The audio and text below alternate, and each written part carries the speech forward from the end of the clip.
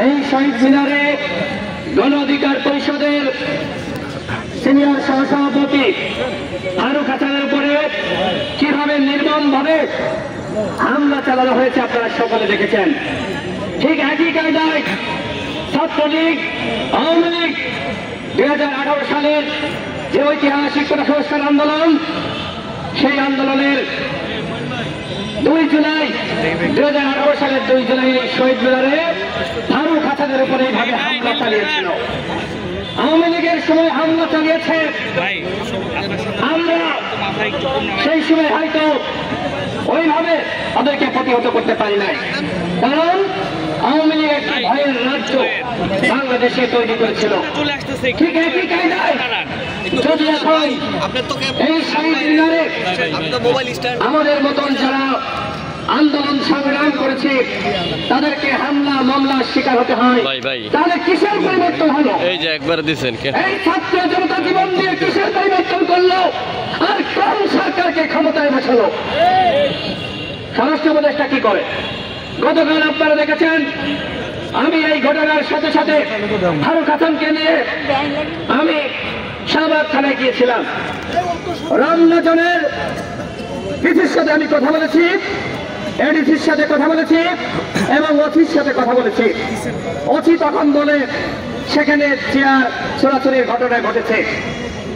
তিনি নিজে দেখেছেন ফারুক হাসানের কি অবস্থা, তার কপালে কোপ দেওয়া হয়েছে।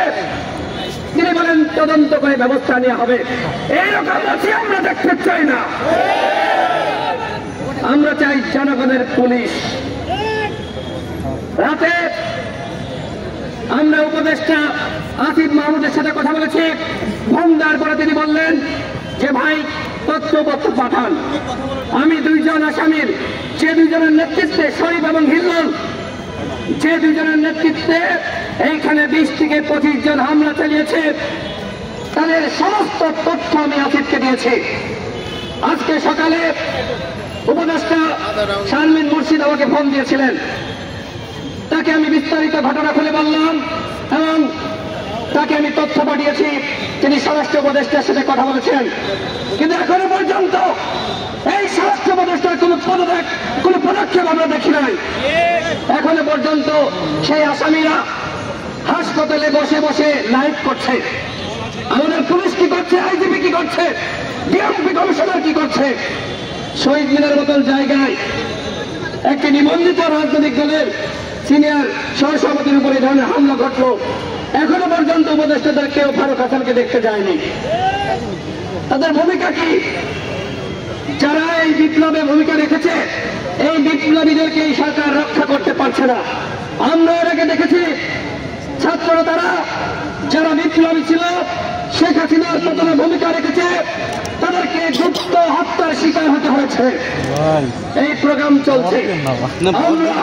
স্বরাষ্ট্র উপদেষ্টাকে আমরা বলতে চাই, আপনি যদি এই আসামিদেরকে গ্রেফতার করতে না পারেন, তাহলে আপনি পদত্যাগ করেন।